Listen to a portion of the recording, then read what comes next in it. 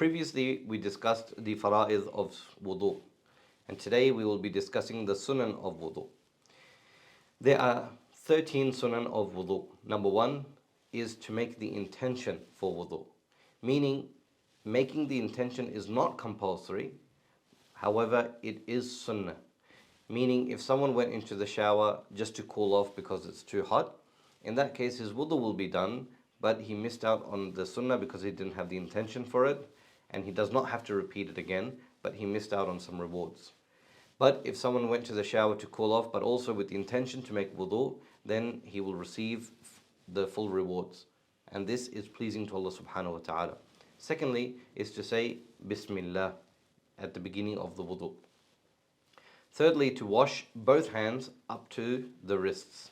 Meaning before we start wudu, because in the Quran Allah subhanahu wa ta'ala starts from washing the face. Ya ayyuhalladhina amanu idha qumtum ila salati faghsilu wujuhakum.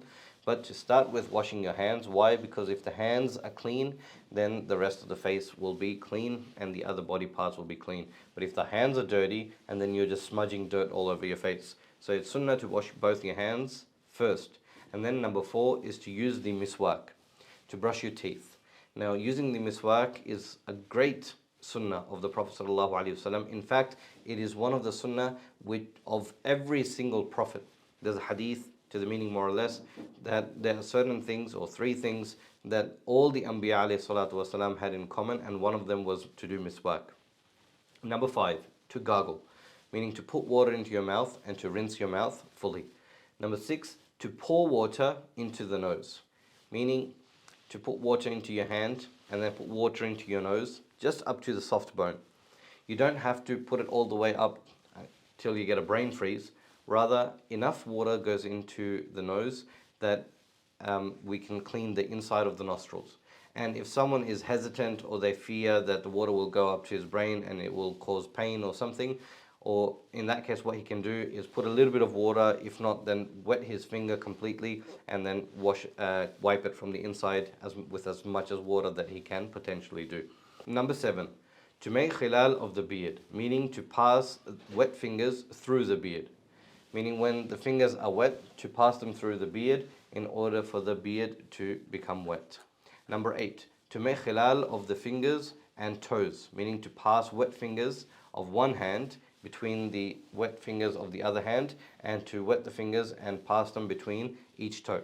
Number 9 is to wash each limb 3 times, meaning to wash it once it is compulsory, but to wash it 3 times it is sunnah. Number 10, to make masha of the entire head. As previously discussed, a quarter of the head is only fard, but to do masha of the entire head, that is sunnah. Number 11, to make masha of the ears. Number 12, to make wudu in the correct order. Meaning when a person intends to do wudu, they should do it in the correct order. Not that they're washing the face first, then they're washing the feet, then doing masha over the head, and then washing their arms. To do it in the sequence that it is supposed to be done, that is sunnah, and it is rewarding. Number 13, to make wudu continuously. Continuously means to wash one limb after the other instead of having a pause or a break in between them.